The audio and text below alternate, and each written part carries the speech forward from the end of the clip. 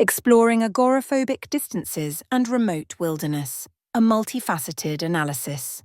To delve into the complexities of agoraphobic distances and remote wilderness at a PhD level, we must navigate through interconnected frameworks encompassing clinical psychopathology, spatial phenomenology, neurocognitive mapping, symbolic geography, and socio-political metaphysics.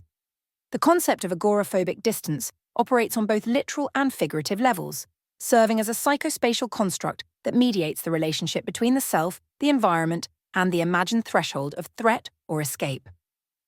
When juxtaposed with remote wilderness, this relationship becomes a highly charged arena for existential confrontation, ecological sublimity, and psychosymbolic individuation. Neurocognitive and psychopathological aspects of agoraphobic distance. At the neurobiological level, agoraphobia involves a dysregulation of the brain's threat response system, particularly in the amygdala, insula, and anterior cingulate cortex. These regions encode bodily states of fear, spatial awareness, and risk calculation. For agoraphobic individuals, the concept of distance is filtered through a maladaptive prediction model where any spatial extension away from perceived safety, e.g. home or car, correlates with increased probability of autonomic failure, panic, collapse, social exposure. Chronic hypervigilance reconfigures the hippocampal encoding of navigable space, effectively shrinking safe zones and inflating the psychophysiological load of wilderness-like expanses. The result is a neurological contraction of livable geographies. Phenomenology of wilderness and the agoraphobic sublime remote wilderness is traditionally associated with both freedom and terror. What Kant called the mathematical sublime, where the mind attempts to grasp infinite natural expanses and fails, resulting in awe or existential vertigo. For the agoraphobic, this sublime is inverted. The wilderness is perceived not as sacred ground, but as an alienating vastness, a non-symbolic void where the self risks obliteration.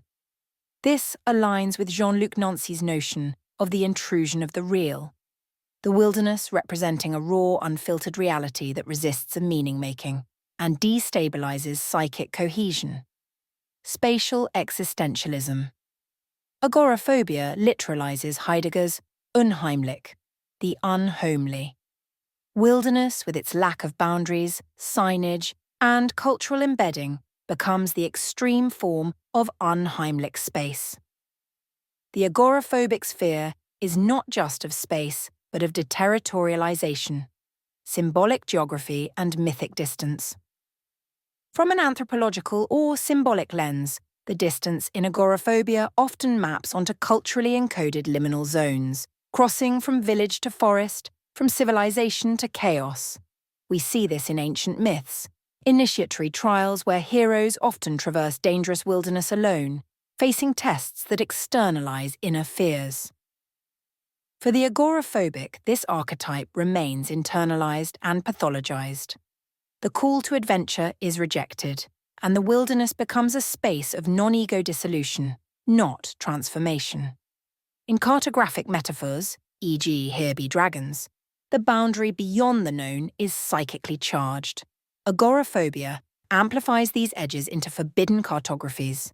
The wild as trauma, as vertigo, as the scream of the uncontained.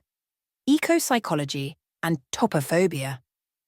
In ecopsychology, humans are seen as being in a fundamental relational dynamic with their environment. Topophilia, love of place, is the affective attachment to certain geographies. Agoraphobia, however, expresses a distorted topophobia, a pathological fear of place. Unlike the city or suburb, the wilderness lacks human structures to mirror, stabilize, or contain emotional states.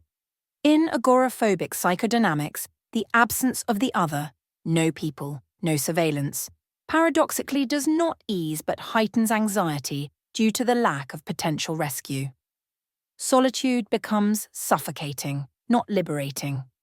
The untouched wild becomes a place where psychic fragments can no longer be anchored. There is no psychic scaffolding. The individual becomes adrift in a field with no narrative. Agoraphobia As political and spatial resistance, there's a latent critique embedded within agoraphobia when viewed through post-structural or anarcho-political theory, spatial control as social construct. Cities are controlled, surveilled, policed. Wilderness, in contrast, is ungovernable space. Agoraphobia might be interpreted as a hyper-response to the loss of panoptic structure, a conditioned dependency on control grids, surveillance, signs, mobile connectivity. The further one travels from controlled zones, the more sovereign one becomes. Wilderness imposes no laws except those of survival. For the agoraphobic, radical sovereignty becomes traumatic, a confrontation with the unbearable lightness of absolute self-responsibility. Distance as temporal and psychic measure. Distance is not merely spatial, but temporal and subjective. Remote wilderness can also symbolize past trauma, unresolved emotional landscapes, or repressed aspects of self.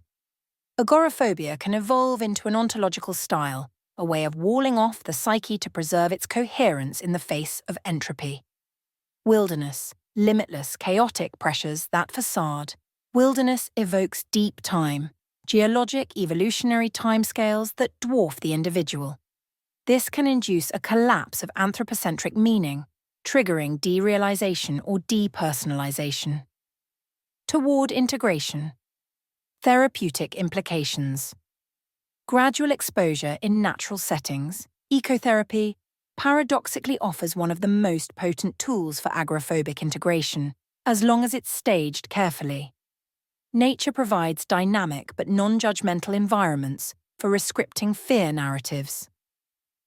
By reinterpreting wilderness, not as annihilation but as threshold, patients can be guided toward a new symbolic cosmology where the wild becomes a place of potential, not dissolution.